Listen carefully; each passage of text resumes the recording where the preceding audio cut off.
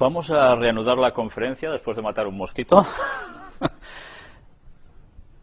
Y ahora vamos ya a entrar directamente en la sexta parte de los antediluvianos. Y vamos a hacerlo con un escrito de Ellen White, extraído del libro La historia de la redención, donde dice: cuando Adán salió de las manos de su creador, era de noble talla y hermosamente simétrico. O sea, como yo, vamos. Era bien proporcionado y su estatura era un poco más del doble de la de los hombres que hoy habitan la tierra. ¿Cuánto medimos? ¿1,80? ¿1,90 el más lanzadillo? Pues imaginaros, más del doble. Estamos hablando de personas de 4 metros aproximadamente, 4 y algo quizás. Su tez no era blanca ni pálida, sino sonrosada, y resplandecía con el exquisito matiz de la salud. Eva no era tan alta como Adán. Su cabeza se alzaba algo más arriba de los hombros de él. También era de noble aspecto, perfecta en simetría y muy hermosa. Ya veis cómo hizo Dios al ser humano, con una perfección absoluta. Pero es muy interesante destacar precisamente la proporción en altura. Hemos venido presentando pruebas de descubrimientos que se hallaban a través de la geología, de objetos, pero recordad que estuvimos analizando el texto donde se hablaba de los gigantes. Y el texto nos mostraba que los gigantes no solo fue después de esa unión, que tanta polémica trajo que ya explicamos aquí, sino que ya antes eran gigantes, porque comparados con nosotros y con los israelitas, cuando Moisés escribía los relatos de la creación, evidentemente eran muchísimo más altos que nosotros. Pues bien, ya veis aquí la descripción del momento de la creación, de nuestros primeros padres. En Génesis capítulo 9, versículos 18 y 19 nos dice: y los hijos de Noé que salieron del arca fueron Sem, Cam y Jafet. Y Cam es el padre de Canaán. Estos tres son los hijos de Noé, y de ellos fue llena toda la tierra. Es interesante notar que Cam, de su descendencia, proceden Canaán, las tribus distintas de Canaán, los que posteriormente infligieron tantísimos problemas al pueblo de Dios que procedía de Sem, los semitas. Es interesante notar que esta gente de Canaán terminaron a un punto de maldad tan impresionante que Dios tuvo que mandar que desaparecieran del mapa. La gente cuando lee ese Jehová del Antiguo Testamento, que cómo puede ser que matara a todos y hasta el ganado, etcétera, etcétera, recordemos que como escribió Salomón, nada hay nuevo debajo del sol. La gente de Canaán llegó al extremo de la maldad de la gente antediluviana. Por eso, si una vez los tuvo que destruir con un diluvio, llegando a ese extremo de la maldad, se tuvo que repetir la historia con los cananitas. Y eso fue un acto de amor. Paradójicamente, es un acto de amor. Porque si esta gente seguía viviendo así, jamás podían ser felices. Pero lo peor es que hubiesen contaminado a tal punto el pueblo de Dios, que el pueblo de Dios hubiese sido raído de la faz de la tierra como pueblo de Dios. ¿Por qué? Porque sin seguir los caminos de Dios estarían perdidos. ¿Y qué no hubiese pasado si el pueblo de los semitas llegaran hasta años después? Pues que Jesús, que tenía que proceder de este pueblo, no hubiese nacido. Con lo cual, la salvación del mundo entero estaba condicionada. Pues bien, ahora ya podemos entender que cuando se dan las órdenes para que los habitantes de Canaán perezcan, se dan por un motivo muy concreto. Esta gente pasaba también a sus hijos por fuego y se hacían toda clase de perversidades y maldades en extremo máximo. Recordemos un versículo muy importante. Dios no les permite al pueblo hebreo llegar hasta Canaán porque antes, cuando habla de Abraham y demás, dice que no había llegado al colmo de la maldad este pueblo hasta sus días. Por tanto, Dios aún actuaba con misericordia y los aguantaba a pesar de que ya hacían todo lo que se podía imaginar, y más de malo. Pero aún les faltaba una parte, y Dios aguantando aún. ¿Esto no es misericordia acaso? ¿Tan malo era Dios? ¿Tan malo nos lo quieren pintar algunos a ese Jehová del Antiguo Testamento? Pero cuando llegan al extremo, al clímax que Dios determina, hasta aquí llegáis porque ya no se puede tolerar más, entonces es cuando ellos, los semitas, tienen que llegar hasta allí y pasa a ser su tierra prometida y entran en la conquista de Canaán. Y esto debemos tenerlo claro porque la gente confunde los términos del Jehová del Antiguo Testamento como malo, malísimo, cuando ese Jehová era el mismo Jesucristo que luego nació encarnado en Belén. ¿Cómo podía mostrarse él mismo de dos facetas tan distintas? Si no entendemos el por qué actuaba, con las historias de antes, no aprenderemos las lecciones de ahora y el de después.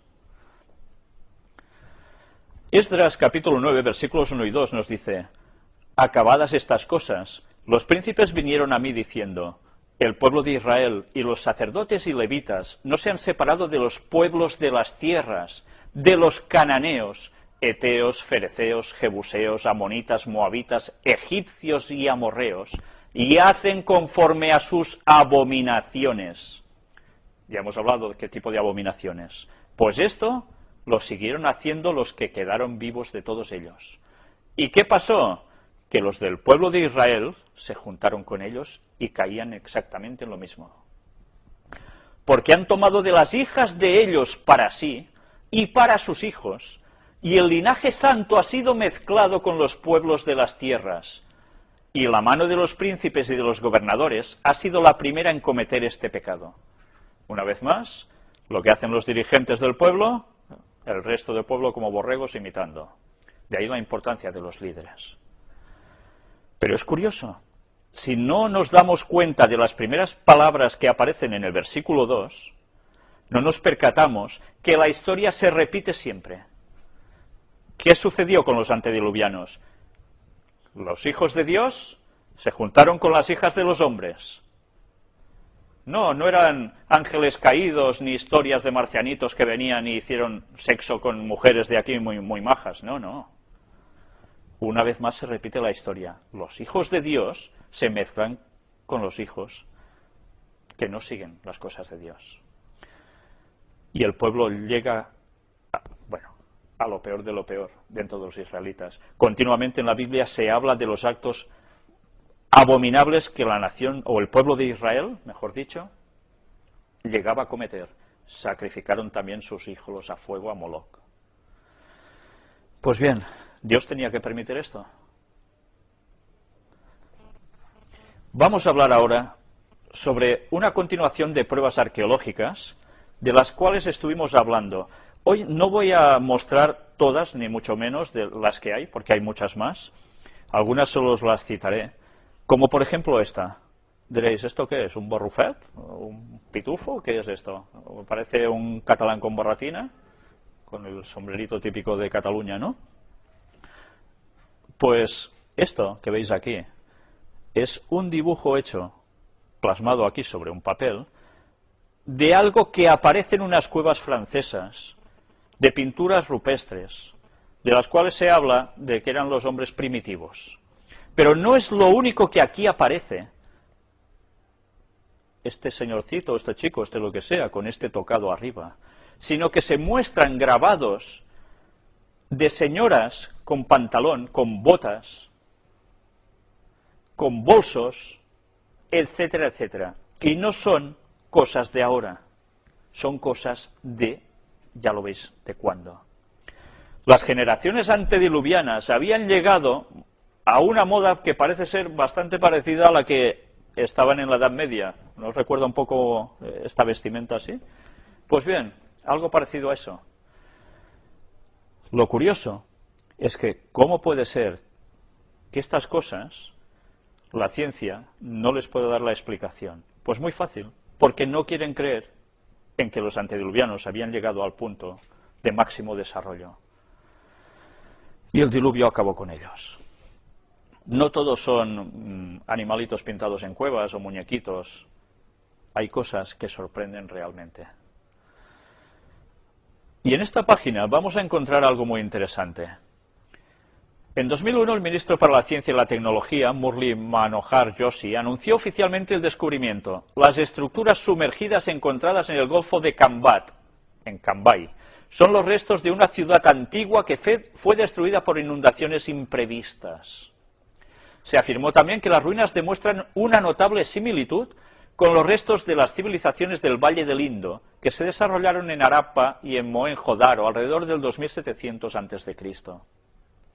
Finalizando el 2001, se encontraron fragmentos de leña carbonizada cerca a la ciudad sumergida, que fueron datados con el método del carbono 14, 9500 años antes de Cristo. En el 2003 y 2004, el Instituto Nacional de Tecnología Marina de la India realizó otras exploraciones subacuáticas, durante las cuales se encontraron pedazos de cerámica, indicios de actividades artísticas y artesanales de un pueblo antiguo. Los hallazgos fueron enviados a algunos laboratorios hindúes y europeos y, por medio del método de la termoluminiscencia, fueron fechados de hace 31 milenios. El geólogo hindú Bhatrinarayan confirmó la autenticidad de los encuentros, sosteniendo que las reliquias fueron sometidas a un análisis con la técnica de difracción de rayos X. Con base en estos hallazgos, la ciudad sumergida de Cambat habría sido la más antigua del mundo, existiendo desde hacía 31 milenios de años. En mayo del 2001, la oceanógrafa canadiense Paulina Zelitsky, responsable de la Advanced Digital Communications Company, describió los resultados de una exploración marina en el Mar Caribe llamada Exploramar. Utilizando un sofisticado robot dotado de un sonar, magnetómetro y videocámara, que fue transportado a las profundidades marinas y guiado a distancia con un cable de fibra óptica, fue posible hacer el mapa de la zona del fondo inmersa y los resultados fueron increíbles. Se encontraron estructuras megalíticas situadas a más de 600 metros de profundidad a lo largo del Cabo San Antonio, o península Guanacabibes, en el extremo oeste de la isla de Cuba. ¿Nunca habíais oído hablar de esto en Cuba? Pues sí, esto ya salió también en algunas noticias. Las extrañas formaciones sumergidas, cubos, paralelepípedos y pirámides, se extienden por más de 20 kilómetros cuadrados. Por su tamaño y complejidad fueron bautizados Mega. Para muchos es simplemente una ciudad imposible, que no se puede explicar con las técnicas científicas actuales. Para otros, en cambio, las enormes piedras esculpidas son los restos de antiguos muros gigantescos, ya que después de un análisis atento se llega a la conclusión de que en algún momento estas paredes estuvieron expuestas a los agentes atmosféricos, puesto que se encuentran oxidadas. O sea, que estaban en superficie. Además, con base en las fotografías y en los vídeos divulgados, se nota que existen estructuras repetitivas como si fueran muros utilizados para habitaciones. El geólogo Manuel Iturralde, que participó en la investigación, sostiene que es posible que las ruinas sumergidas sean atribuibles a una civilización antediluviana, que sería del 10º milenio antes de Cristo. Bien, antediluviana sí, del 10º milenio antes de Cristo no, porque el mundo tiene 6.000 años. Pero bien, ya veis a qué conclusiones se puede llegar. Después de todos estos descubrimientos, se puede llegar a la conclusión de que las posibilidades de que hayan existido otras etnias antediluvianas son numerosas. De hecho, el estudio del largo periodo de tiempo durante el cual el Homo sapiens ha dominado el planeta, 130 milenios, dicen, está solo al inicio. Parece bastante limitado pensar que solo a partir del 8000 a.C. haya nacido la civilización. Se siguen encontrando cosas que verdaderamente sorprenden. Y no sé si esto os recuerda cómo un señor escribió un libro muy conocido llamado La Atlántida. ¿Os suena? Sí, ¿verdad? Ha quedado el mito de la Atlántida por Platón. Y se habla y se intenta buscar dónde estaba esa Atlántida. Bien, cuando nosotros nos damos cuenta de que el mundo antediluviano existió, también percibimos que este señor en el fondo estaba escribiendo, no sé si novelado o no, algo que había acontecido en los anales de la historia. Y sencillamente nosotros sabemos que no solo había un lugar concreto de civilización, sino por lo que hemos mostrado ya en la anterior conferencia, la civilización estaba extendida por todo el mundo. Y esos eran los antediluvianos. Extraído de este libro de Jonathan Gray, vamos a sacar solo unas páginas donde vais a ver algo que supongo que os va a sorprender bastante. Y es esta fotografía de aquí. No sé si os estáis dando cuenta de qué es. ¿Veis una persona puesta en lo que parece un sarcófago, un ataúd? Vamos a ver lo que pone este libro. Aquí está todo en inglés. Luego os lo lo vamos a ver traducido un poco así, hecho con ordenador, para que veáis qué pone allí. El cuerpo fosilizado de un hombre de 12 pies, 2 pulgadas de altura, fue levantado en una estación de ferrocarril de Londres en 1895. Esta fotografía que estáis viendo es de esos años. No es, ya lógicamente se ve que no es actual, blanco y negro y un poco cutre, ¿no? Pues bien, menos mal que esto se llegó a fotografiar. Vamos a ver qué es.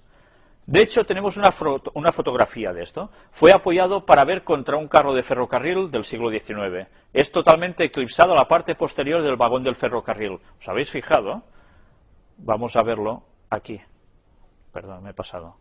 ¿Veis una escalera larga? Está apoyado sobre un vagón de tren. Ya veis la altura de los vagones de tren cuando os pasan muy cerca, ¿verdad? Pues antes aún eran más altos.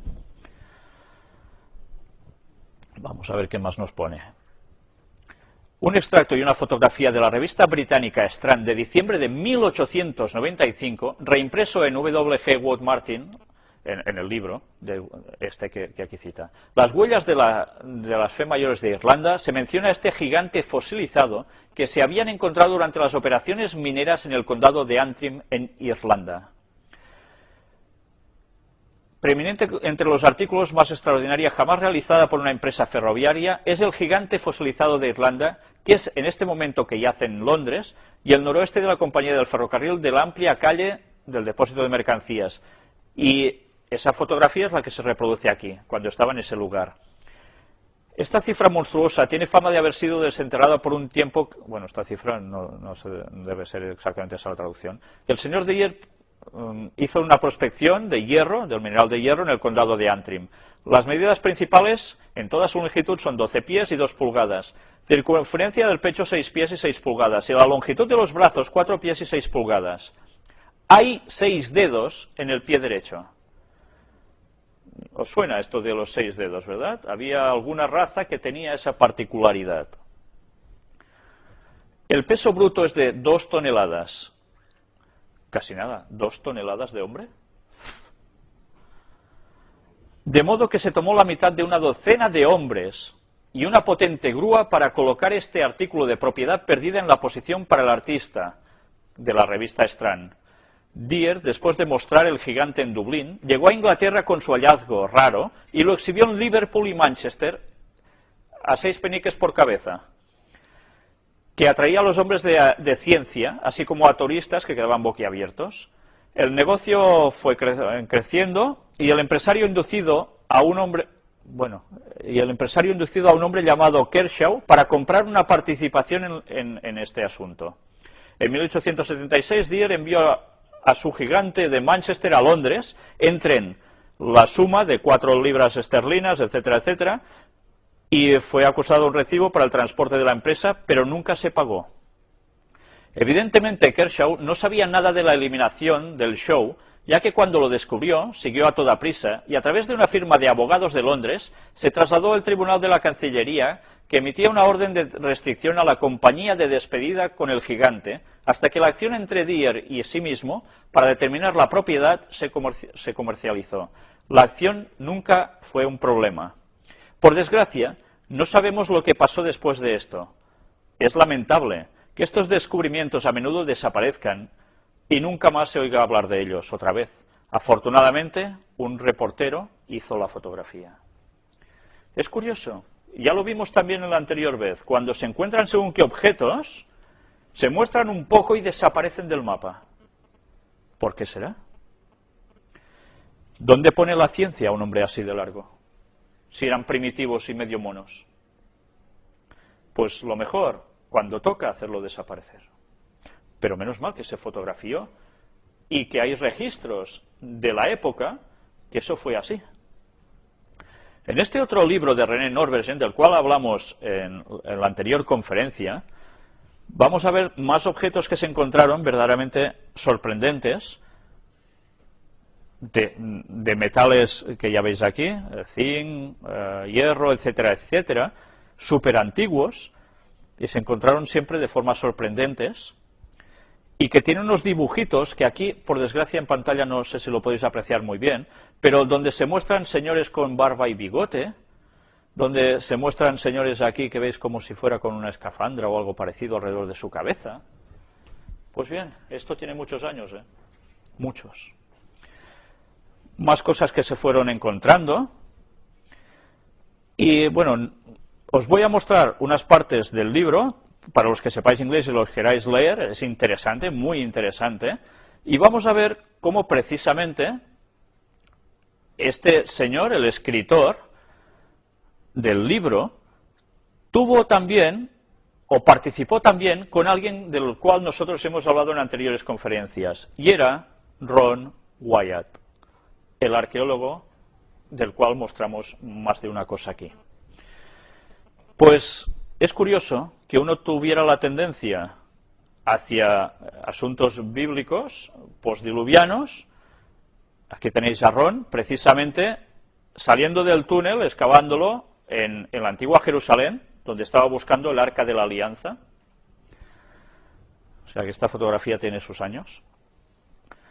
Y el otro se versara precisamente en el mundo antediluviano, René Norbergen. Pero curiosamente los dos coincidieron en exploraciones y trabajaron juntos. Ya os iré informando cuando pueda de los detalles de todo esto, de cómo va la investigación en la que estoy puesto, y espero poder dar una conferencia relativamente en breve al respecto.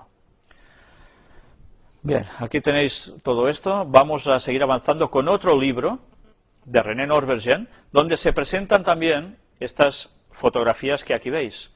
¿No veis una huella de dinosaurio y un pie enorme humano aquí? Pues curiosamente esto está sacado por ahí mismo. ¿Cómo puede ser si se dice de que no convivieron los dinosaurios y los hombres a la misma vez? Aquí tenéis lo que comentamos la otra vez sobre la pila eléctrica que se encontró. El avión del cual dijimos también algo ya, que apareció en Egipto, en las tumbas egipcias, que podía transportar hasta unos cuantos kilos de peso a 90 kilómetros por hora, se calcula. Y todo esto se encontró en las tumbas egipcias.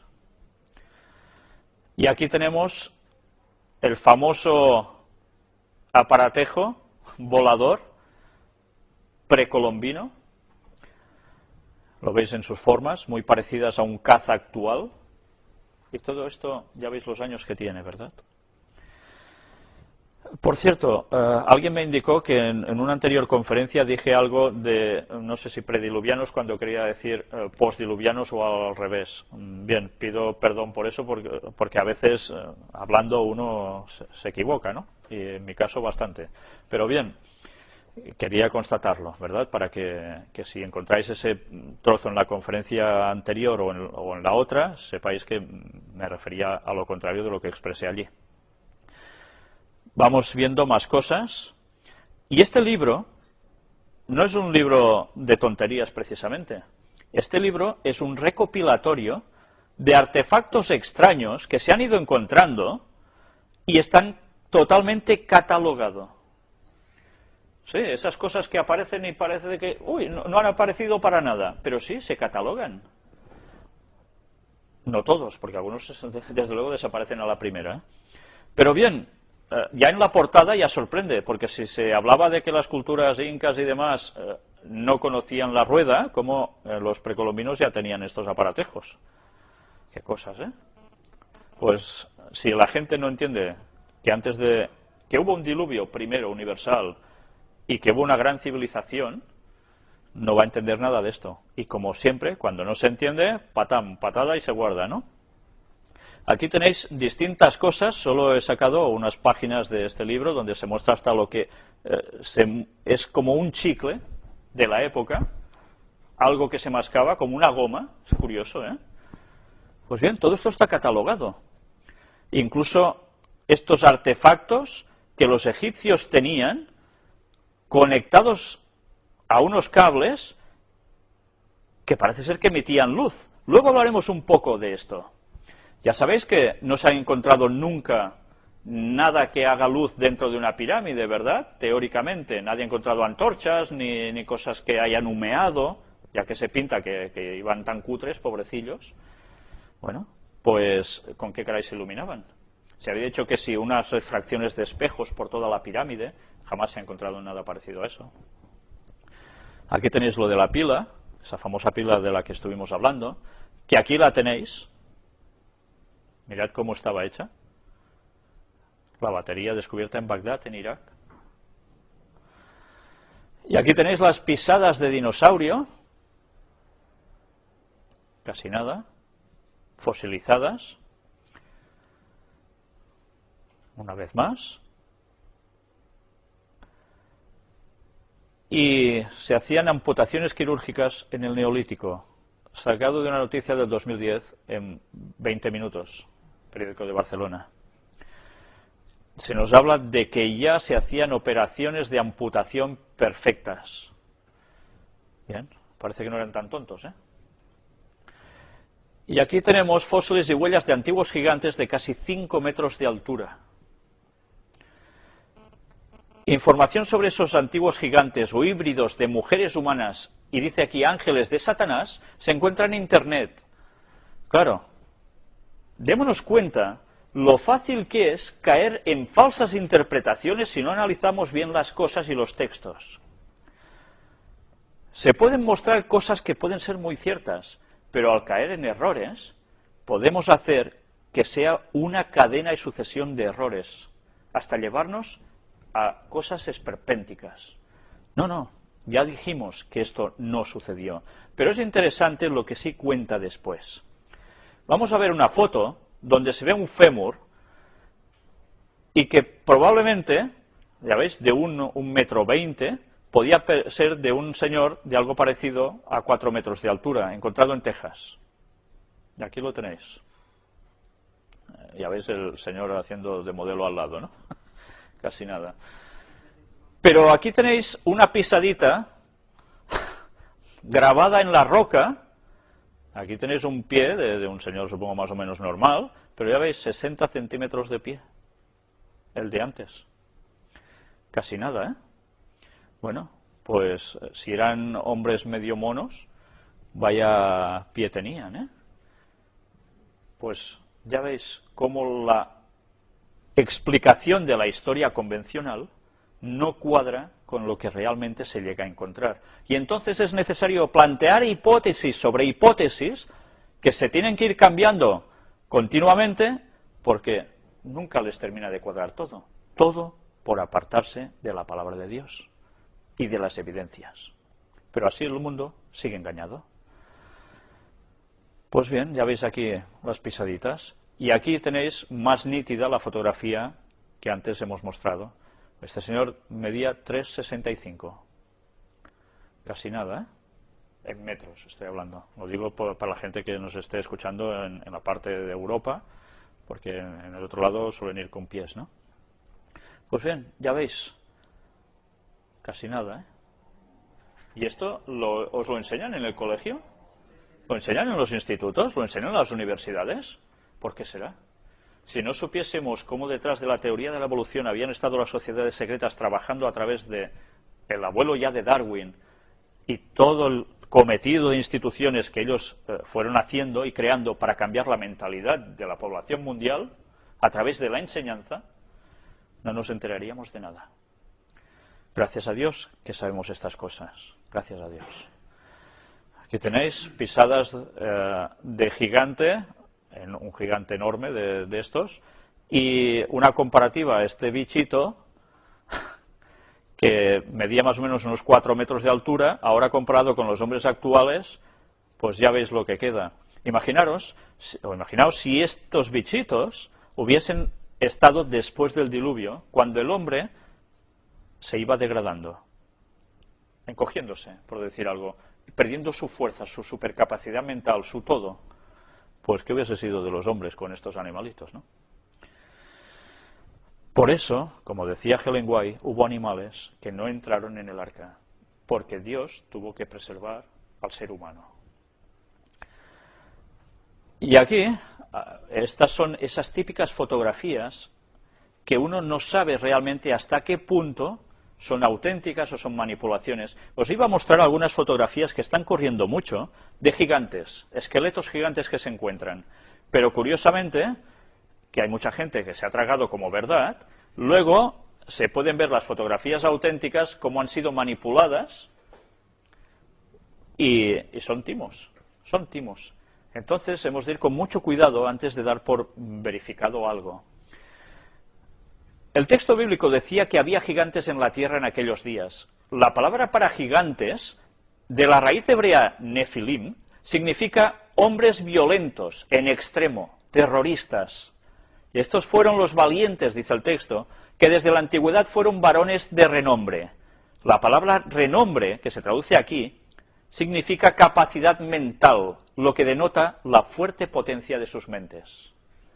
Esto es interesante tenerlo en cuenta, para no caer en tonterías de conclusiones con los nefilims, como ya dijimos la anterior vez. Por tanto, estos gigantes, estos hombres antediluvianos, llegaron a ser violentos en extremo. Todos. Por eso Dios tuvo que intervenir. No era solo una raza de unos que se habían juntado con... No. Todos fueron así. Por eso solo se pudieron salvar 8 personas. Más los que murieron justo antes del diluvio, que habían aceptado el mensaje de Noé. Los antediluvianos no tenían libros ni anales escritos, pero con su gran vigor mental y físico disponían de una memoria poderosa que les permitía comprender y retener lo que se les comunicaba, para transmitirlo después con toda precisión a sus descendientes. Durante varios siglos hubo 7 generaciones que vivieron contemporáneamente y tuvieron la oportunidad de consultarse para aprovechar cada una los conocimientos y la experiencia de las demás. Citas del Espíritu de Profecía. En nuestros tiempos tenemos registros fieles de personas de la antigüedad que relataron el linaje de sus antepasados antediluvianos. Los sumerios, quienes según se cree fundaron la primera civilización después del diluvio, reconocieron la civilización prediluviana que los antecedió. Debido a un descubrimiento en 1922, hecha por Will Blundell, a pocas millas al norte de Ur, la ciudad de Abraham, Ur de los Caldeos, en Babilonia, lo que se llama ahora el prisma de Welt, escrita por el escriba Nur-Ninsubur, alrededor del 2100 a.C. Aquí relata la historia de progreso de los antediluvianos, de los 10 reyes que gobernaron en esas generaciones, y termina su relato con la frase, y el diluvio destruyó la tierra. Es curioso, ¿eh? 10 reyes que gobernaron. ¿Recordáis lo que nos dice la profecía al final de todo? Del tiempo del fin, cuando Cristo vaya a volver.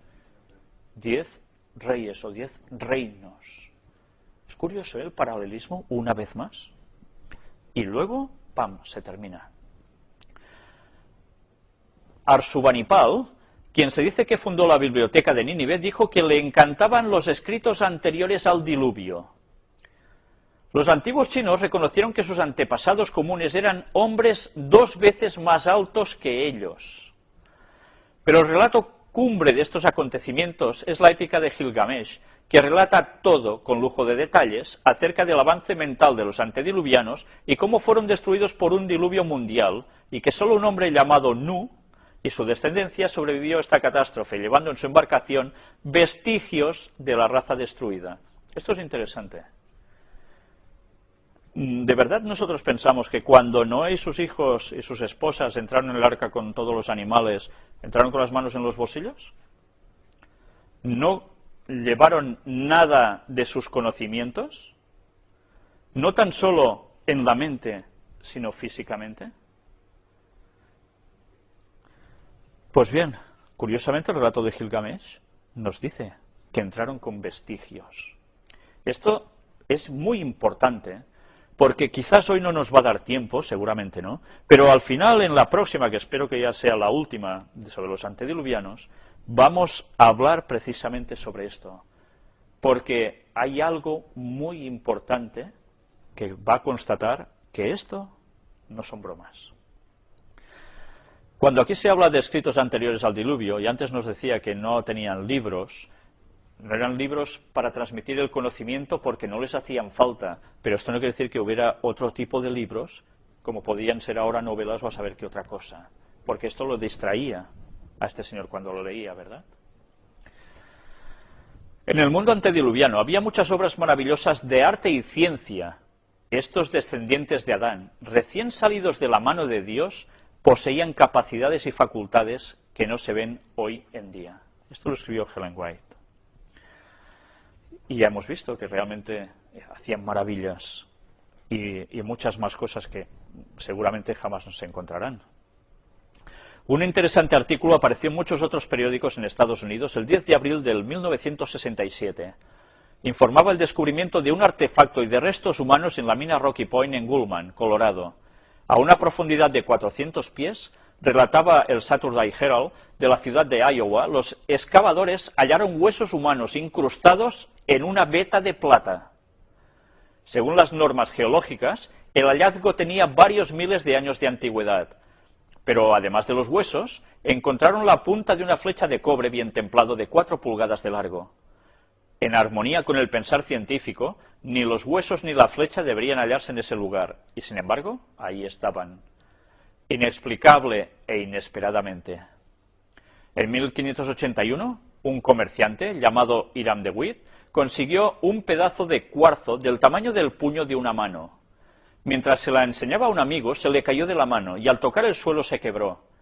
Pero qué sorpresa para ellos al encontrar dentro un clavo largo, bien recto y con la punta perfecta. Para colmo, el cuarzo no es un mineral que se pueda crear, sino que el cuarzo se forma. Al llevar esto al laboratorio, los evolucionistas dijeron que tenía 1 millón de años, mientras que los creacionistas concuerdan la edad original del clavo con el relato del diluvio. Nosotros mostramos en una anterior fotografía, en la anterior conferencia, no un clavo, sino hasta un tornillo, con toda su rosca. Bueno, pues también tenían estas cosas ellos. Y ahora vamos a ver algo sobre 2 textos bíblicos. En el relato de Génesis, 2 veces se cita una ventana referente al arca.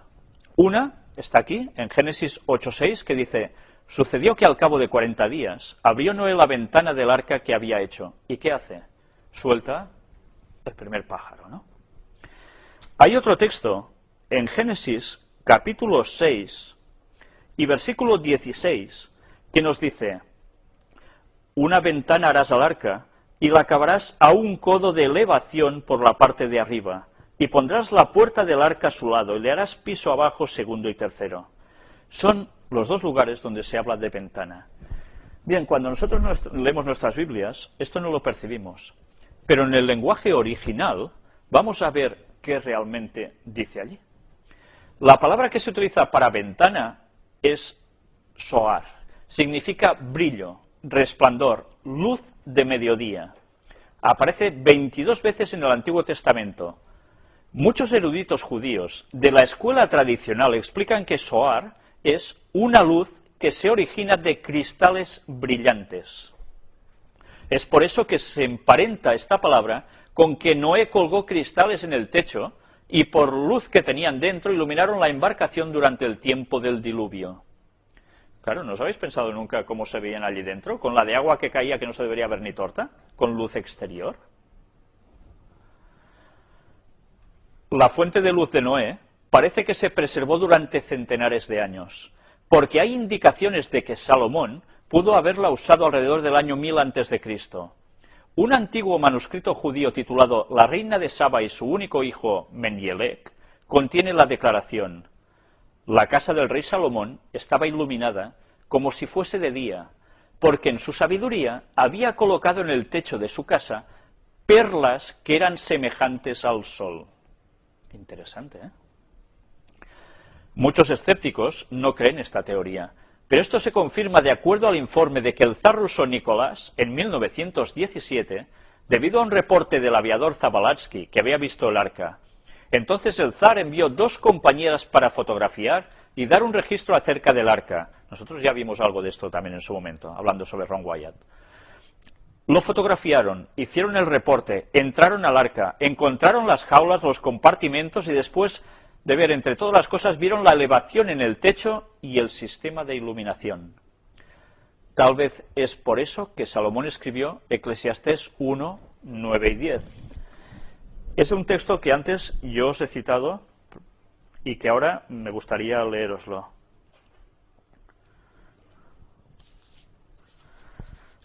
Eclesiastés, capítulo 1, versículos 9 y 10. ¿Qué es lo que fue? Lo mismo que será. ¿Qué es lo que ha sido hecho? Lo mismo que se hará, y nada hay nuevo debajo del sol.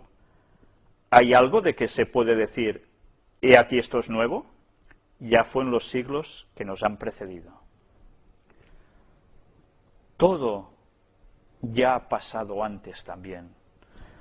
Y este texto me gustaría que lo recordaseis, porque justo al finalizar la trama de los antediluvianos, lo deberemos tener presente en nuestras memorias. Porque todo este tema del cual estamos tratando, tan extenso, nos va a llevar a una conclusión impresionante que dudo de que normalmente lleguemos a percibir y que nos va a dejar realmente perplejos. Os voy a dar solo una pista. ¿Recordáis cómo terminamos la conferencia sobre Orión? Cuando hablamos de las pirámides, la constelación de Orión, etc., eso nos llevó a una conclusión. Todo esto nos va a llevar a otra conclusión. Y veréis qué cosas tan impresionantes. Veréis. Pero todo en su momento. Los antiguos pueden haber tenido más fuentes de luz de las que nosotros nos imaginamos. Y hay numerosas indicaciones de que así fue.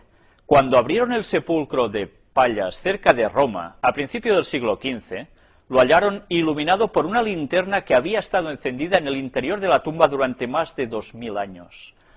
San Agustín, del 354 al 430, de la era cristiana, sostiene que en un templo egipcio dedicado a Isis había una lámpara que ni viento ni agua podían apagar. Esto no lo enseñan en las escuelas, ¿eh? Hasta la invención de la bombilla eléctrica en 1890, el hombre poseía velas, lámparas de aceite y antorchas que humeaban y manchaban los cielos rasos. Sin embargo, nunca se halló ningún vestigio de humo en el interior de las pirámides de Egipto ni en las tumbas subterráneas de los faraones en el Valle de los Reyes. Y bien, eso que decíamos de los espejitos, ¿no? Que quizás podía ser por eso. Pues quizás es que había ya gente de esos momentos que conocían una luz artificial. ¿Y el asunto de la química lo dominaban los antediluvianos? Hay un texto muy interesante. Vamos a leerlo, no sé si allí aparece en el texto, en la pantalla, creo que no. Génesis capítulo 6, versículo 14. Hazte un arca de madera de gofer, harás aposentos en el arca y la calafatearás con brea por dentro y por fuera. Esto se lo da como indicación Dios a Noé a la hora de construir el arca, ¿verdad? Cuando Noé recibe estas palabras, vamos a ver qué podemos sacar de todo esto. La palabra traducida por brea es la del hebreo kofer, que se cree está relacionada con el término asirio kuper, que es asfalto. El asfalto es un producto del petróleo Y como se sabe, el petróleo natural está formado por restos de vegetales y animales que han sido sometidos a un tremendo calor y a una alta presión. Siendo que el asfalto no existía en forma natural, porque lógicamente ya hemos visto que el petróleo sale precisamente del mundo antediluviano, de cómo quedó sepultado, por tanto, si ellos aún existían, ¿de dónde lo sacaban? Siendo que el asfalto no existía en forma natural, debemos suponer que era producido artificialmente, lo que presupone un conocimiento muy avanzado de la química, particularmente de los hidrocarburos. Si los antediluvianos conocían la química de los hidrocarburos y su producción, toda la gama de productos del petróleo estaban a su alcance, desde los selladores impermeabilizantes hasta los plásticos y los otros materiales sintéticos. Y lo más importante, deben haber sido capaces de producir lubricantes para toda la maquinaria y combustible para los motores. Porque ya vimos que tenían piezas engranadas, ¿no? Ya lo mostramos aquí. Pues será una mera casualidad que la raíz de la palabra química se atribuya a Kem, el antiguo nombre de la tierra de Egipto, la tierra de Cam, derivado del nombre bíblico Cam, uno de los 3 hijos de Noé. Curioso, ¿eh? Cuando uno empieza a saber palabritas del idioma original en el que está escrito la Biblia, cómo cambian las cosas, ¿eh? Las cosas secretas pertenecen a Jehová nuestro Dios, mas las reveladas son para nosotros y para nuestros hijos por siempre. Deuteronomio 29:29. Y eso es algo que debemos tener presente. No podemos saberlo todo, pero hay cosas que sí. Estos y más avances tecnológicos lograron desarrollar los antediluvianos, sin contar otras como calderas de cobre ceremoniales chinas de inmenso grosor, con escritura en su interior. Newton Anderson encontró una campanilla extremadamente muy bien hecha, con la figura de un dios en la cima del mango. Está hecha de latón y bronce, arsénico, sodio y antimonio, los cuales no se encuentran en aleaciones modernas. Aparte de eso, también el martillo encontrado con 96,6% del hierro, 0,74 de sulfuro y 2,6 de cloro. Los físicos dicen que bajo las condiciones atmosféricas actuales es imposible hacer aleaciones de esta magnitud.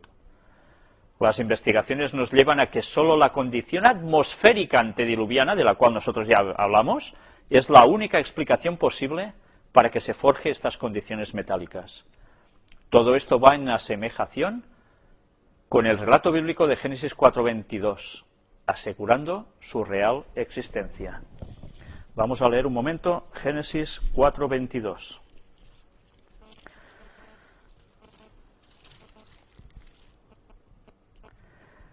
Y Zila también dio a luz a Tubal-Caín, artífice de toda obra de bronce y de hierro, y la hermana de Tubal-Caín fue Naama. Teóricamente, en esos anales de la historia, el hombre no debería conocer todos estos metales, no sabría ni trabajarlos, nada de nada. El registro bíblico nos dice que Tubal-Caín, uno de los descendientes de Caín, ya hacía esto. Este texto lo vamos a volver más adelante también en la conferencia, quizás no la de hoy. Pues bien, aquí la tenéis, la campanita en cuestión, estudiada en la Universidad de Oklahoma. Es conocida como la campana de Adán, con el diosecito aquí, con las alillas así, abierto. Pues bien, qué cosas, ¿eh? ¿Y esto qué es?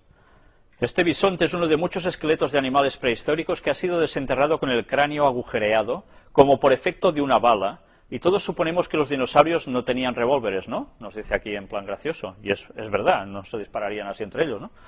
Hay dinosaurios que también tienen orificios craneales, pero la limpieza del impacto en la parte posterior de la cabeza ya no alude a una bala, sino al láser.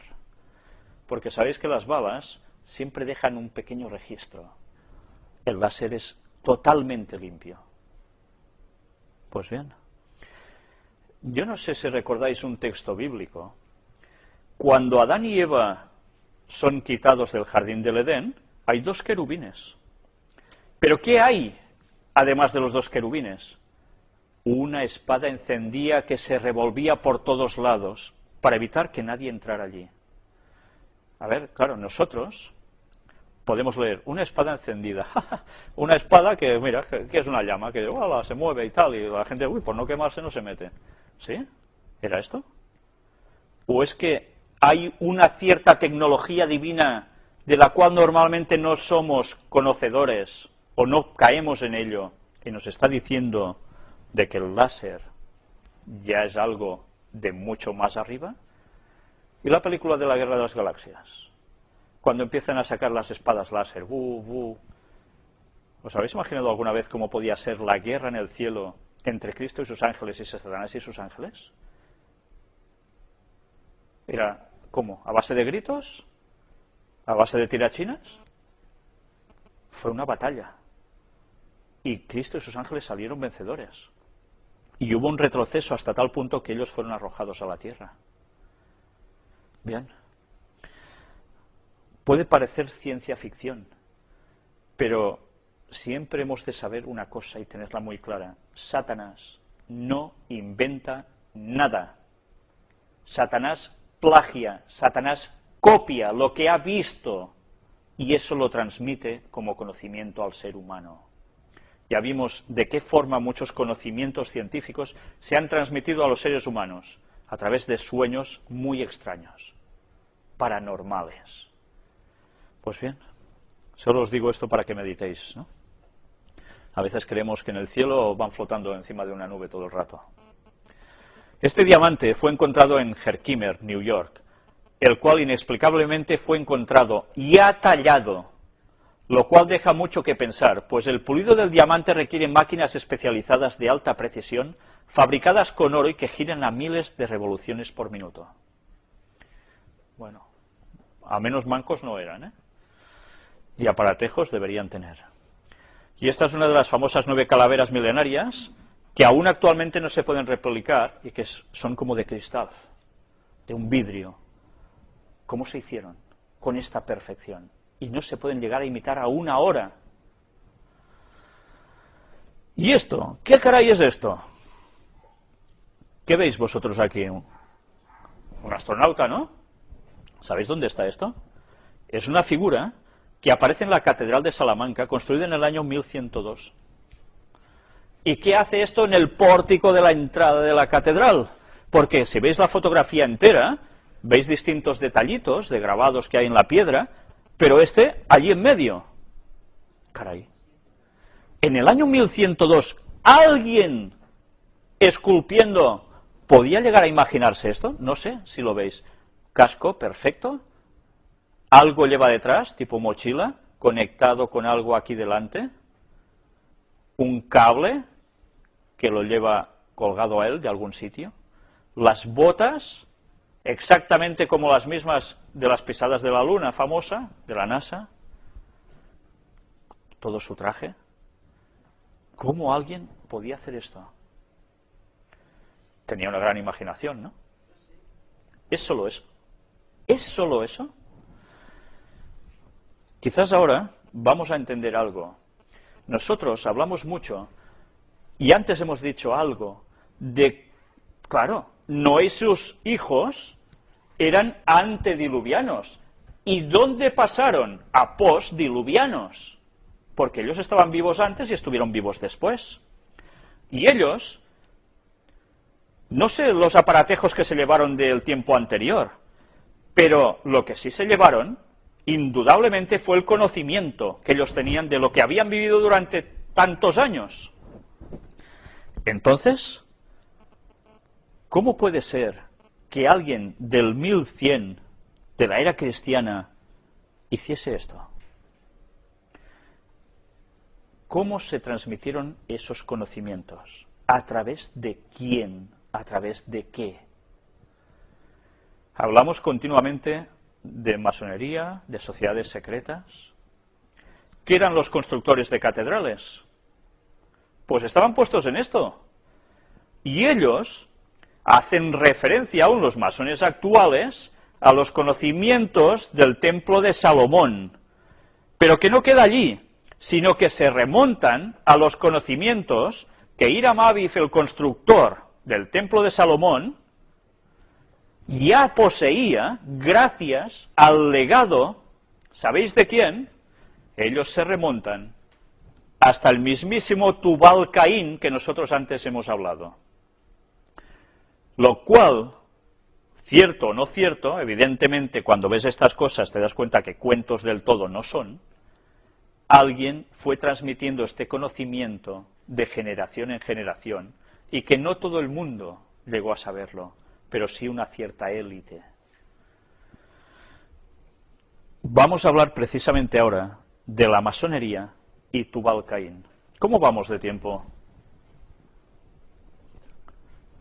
Vamos a intentar terminar con esto el tema de hoy. Génesis 4:22, antes lo hemos leído. Y Zila también dio a luz a Tubal Caín, artífice de toda obra de bronce y de hierro, y la hermana de Tubal Caín fue Naama. Ahora estamos situados. Vamos a hablar de este personaje antediluviano y que era un artífice en obras. Vamos a ver, sacada de la página del portal masónico del Guajiro, o sea, no me lo invento yo, es una página verdaderamente masónica, nos habla sobre la leyenda de Hiram Abiv. Vamos a leer lo que aquí nos dice. La maestría masónica explica que estando cerca la terminación del templo, Salomón encargó a Hiram Abiv que realizase el diseño de todas las obras de decoración del templo. Este instaló el taller de fundición en una explanada no lejos del Jordán y otorgó a los masones 3 categorías: aprendiz, compañero y maestro, enseñándoles signos, toques y palabras de paso. Había 70.000 aprendices, 8.000 compañeros y 3.600 masones. Ya sabéis que aún esto sigue entre ellos, esos toques, esas formas de ciertas palabras para reconocerse. Cuando el templo estaba a punto de ser terminado, la reina de los sabeos, Balquis, princesa cuya belleza era célebre en todo Oriente, viajó a Jerusalén para conocer a Salomón, pero el encuentro no resultó del todo afortunado.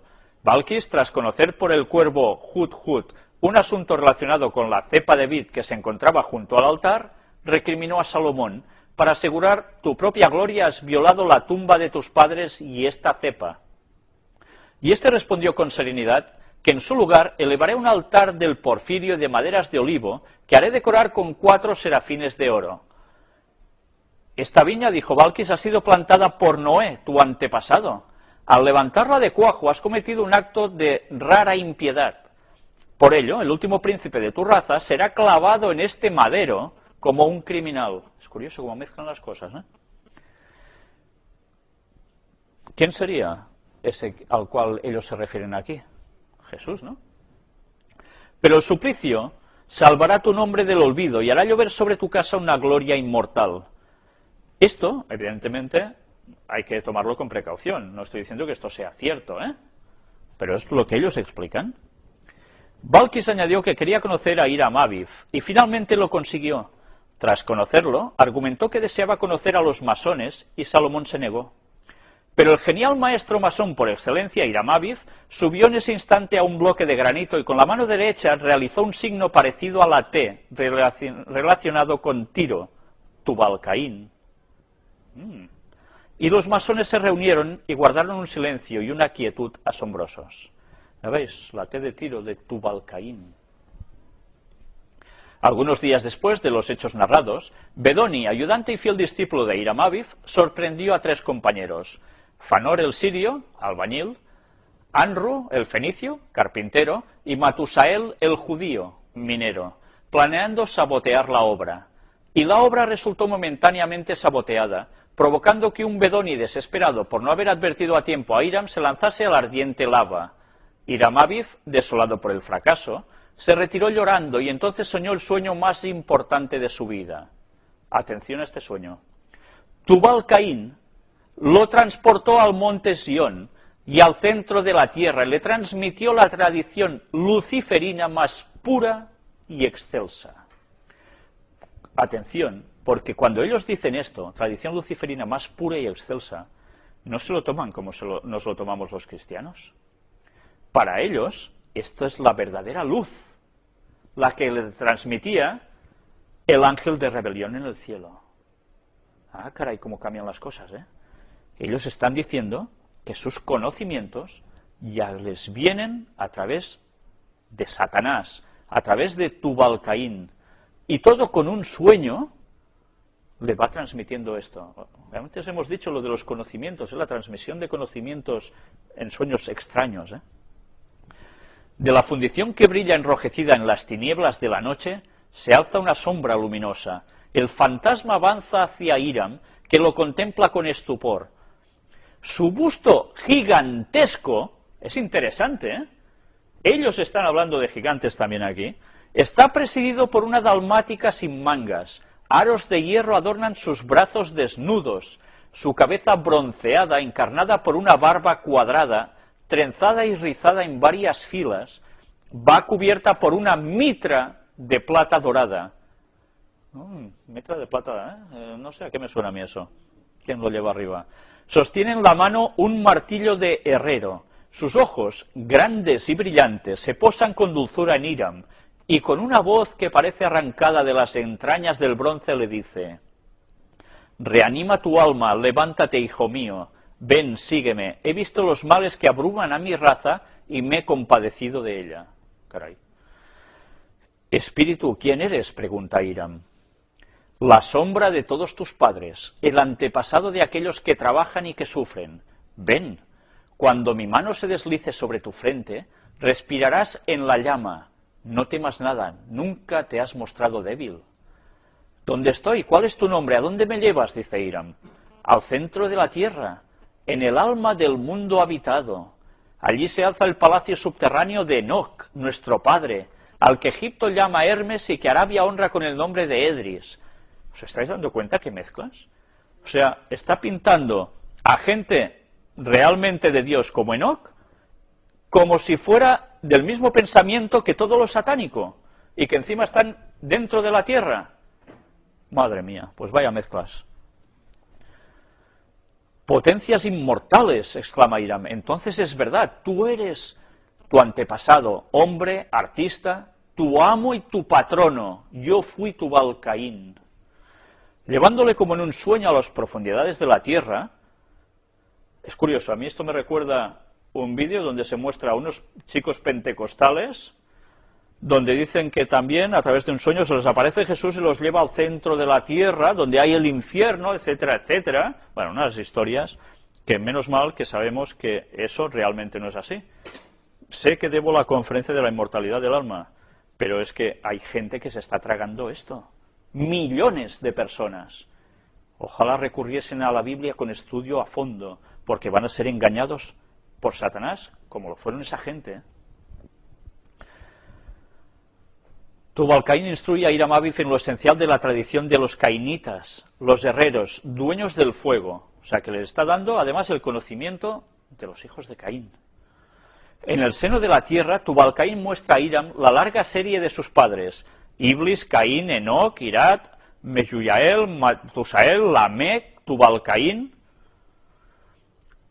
Y entonces le transmite a Hiram la tradición luciferina.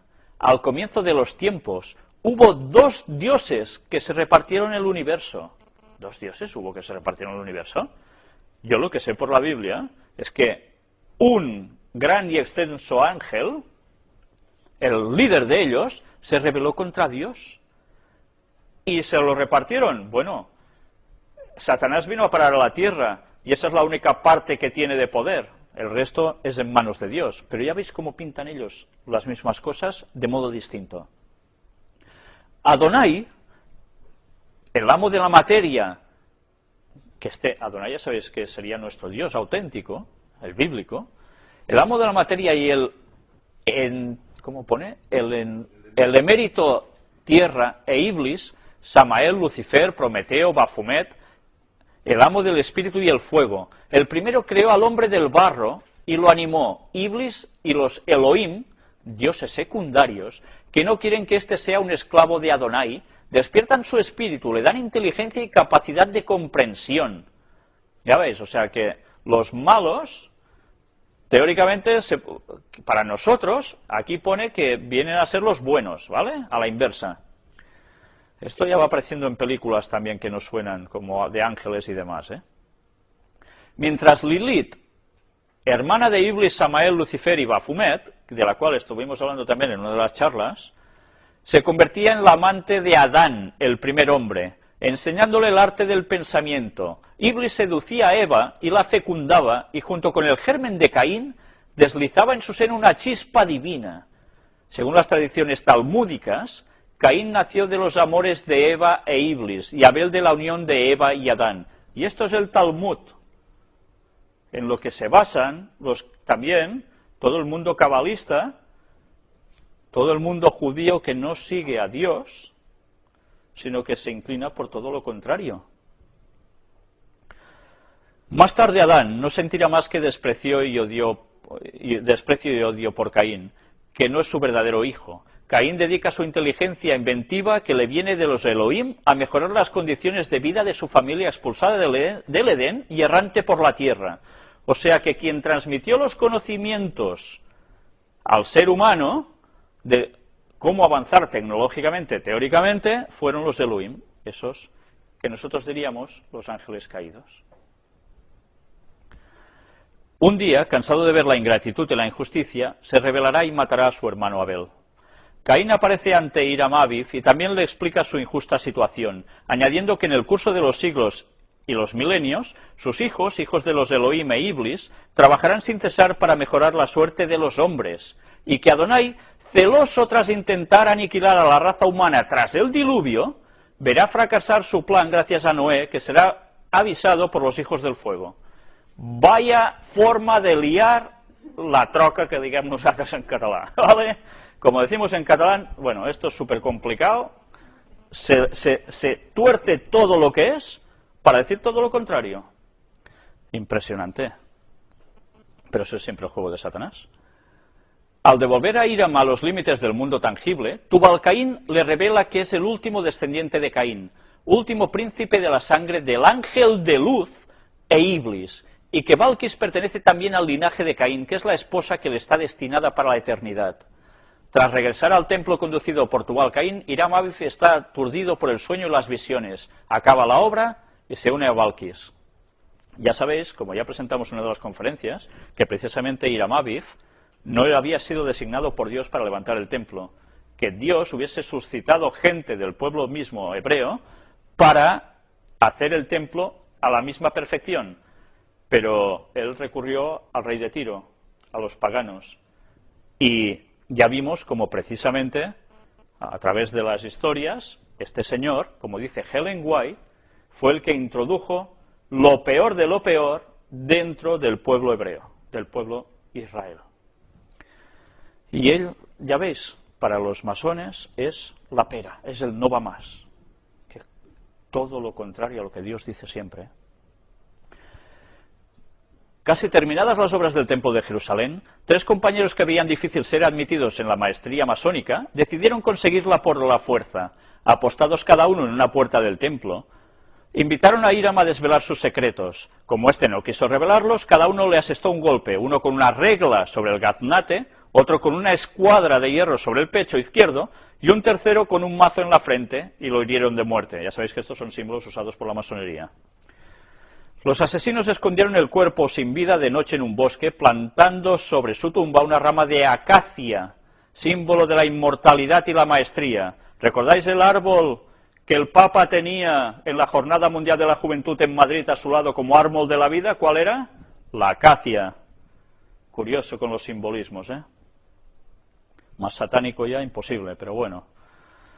Hiram fue descubierto y vengado. Su cuerpo reposó en el monte Sion, a unos pocos metros de la puerta de Sion. Pues bien, vamos de momento a parar aquí, y ahora vamos a decir si continuamos la conferencia o nos vamos a casa. Solo hay hambre y sueño, como los bebés.